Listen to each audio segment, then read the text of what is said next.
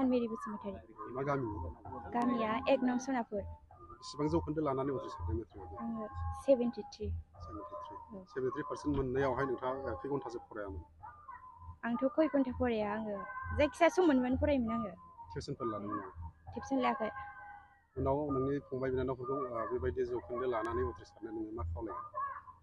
आंथ' आंनिफ्राय बांसिन लानानै उथ्रिनांगोन आरो आंनि फंबाय बिनानावमोना।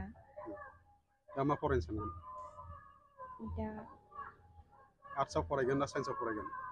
बबे स्ट्रिमाव? साइन्स लानो सानदोंमोन। उनावहाय माबाफोर जानायनि सिमां दं नामा? औ। मा जानो सानदों? डक्टर जानो सानदोंमोन।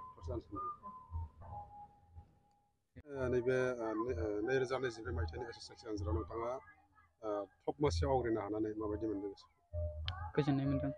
बेसेबां पार्सेन्ट लानानै उथ्रिसारदों? 77.83%। लेटार मोनबेसे मोननो हादों? मोनब्रै। दा नोंथाङा नैबेबायदि जौखोन्दो मोननानै पास जानायाव नोंथांखौ थुलुंगा होग्राफ्रा सोर सोर बिथांमोना थुलुंगा होदोंमोन? आंनि बिमा बिफा सार मिस मेडाममोन। ओमफ्राय नोंथाङा खै घन्टासो फरायदोंमोन? टाइम खालामाखै आं। बेसिकेलि दा सोर सोरखौ साबायखर होनो सानदों नोंथाङा? जोंनाथ' मिस मोनानो जोंनि क्लासाव फोरोंनो मोनखाया सारमोनखौनो। दा नोंथाङा बेबायदि जौखोन्दो लानानै उथ्रिसारनायनि उनावहाय फैबाय थानाय नोंनि उननि जेनेरेसनखौ मोजाङै फरायनो मा खावलायनो सानो? आंथ' दा 77%ल'सो लानो हादों। ओमफ्राय बे पार्सेन्टआ जेबो नङा, बिनि बांसिनखौ लानांगोन। उथ्रिसारनाय फरायसाफोरखौ लानानै नोंथांमोना बरायदों, बेनि सोमोन्दै नोंथाङा फोरमायगोन। आङो बयनिसिमबो आंनि गोसो गोरबोनि खुलुमनाय आं जासिबाय। देग्लाय 2024 मायथाइनि जे मेट्रिक आनजाद थामहिनबा HSLC आनजादनि फिथाइया दिनै फोसावनाय लेखानो जों दिनैहाय बड'लेण्ड एकाडेमिनि फरायसालि सामलाय आफादनि आङो आफादगिरि जानानै आङो जोबोद गोजोननाय मोनदों। आरो जोंनि देग्लायनि सारा आसाम नाङै जोंहा मोनब्रै जिल्ला थामहिनबा तामुलपुरखौ लायोबा मोनबा जिल्ला, बे मोनबा जिल्लानि गेजेराव आसामाव गासै जेसेबां जिल्ला दं बे जिल्लानि गेजेराव जोंनि चिरां जिल्लायानो सेथि मासि आवगायनो हादों। बिनि थाखाय आं जोबोद गोजोननाय मोनदों। आरो बिनिनो जोंहा 6,249 सा फरायसाफ्रा जोंनि चिरां जिल्लायाव बेबादि आनजाद होदोंमोन। दा बिनिनो जोंहा 5,705 सा आनजाद होग्रा फरायसाफ्रा उथ्रिसारनो हादों। दा सेथि मासि आवगायनो हादों 1,131, नैथि मासि आवगायनो हादों 3,027 आरो थामथि मासि आवगायनो हादों 547 सा फरायसाफ्रा।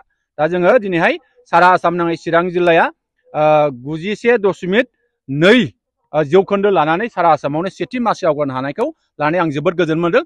आरो आं मिजिं खालामो जोंनि नैबे सारा नामै आसामाव जेरैबायदि जौखोन्दो लानानै उथ्रिसार जानो हादों, आं बेखौ जोबोद गोजोननाय मोनदों। लोगोसेयैनो जोंनि बड'लेण्ड एकाडेमियाबो देग्लाय जोंहा 7 सा फरायसाफ्रा आनजाद होदोंमोन। बे 7 सा फरायसा आनजाद होनायनि गेजेराव 5 फरायसाफ्रा जोंहा फार्स्ट डिभिजन मोननो हादों, सासे स्टार मोननो हादों, सासेया नैथि डिभिजनाव आवगायनो हादों, सासेया थामथि डिभिजनाव आवगायनो हादों। मासि लानानै आवगायनो हादों। आरो आं आसा खालामो जोंनि फरायसाफ्रा निस्सय देग्लायहाय गावनि गोसो मोदोम जिउ होसारनानै बेबादि आनजाद लिरनायनि थाखाय जोंनि चिरां जिल्लाखौ बिथांमोना निस्सय नामदांखा खालामनो हादों। आरो आं बिथांमोननो आंनि गोसो गोरबोनि आं साबायखर जासिगोन। जायफोर फरायसाफ्रा दिनै मेट्रिक आनजाद होनानै जोंनि जिल्लाखौ नाम खामायबाय, बिथांमोननो आं साबायखर जासिगोन। आरोबाव आं साबायखर जासिनो लुबैदों जोंनि बिटिआरनि गाहाय मावफुं सोद्रोमा जा प्रमद बर', बिथांनि बे जोथोनाव दिनैहाय सारा आसामाव जोंनि बिटिसिआ दिनै बेबादि मोनसे मानदान्दायाव सौहैनो हानानै आं खोब गोजोननाय मोनदों। आरो जोंनि आसामनि सोलोंथाइ बिफाननि मन्थ्रि डक्टर हिनिउस पेगु बिथांनोबो आं साबायखर जासिगोन।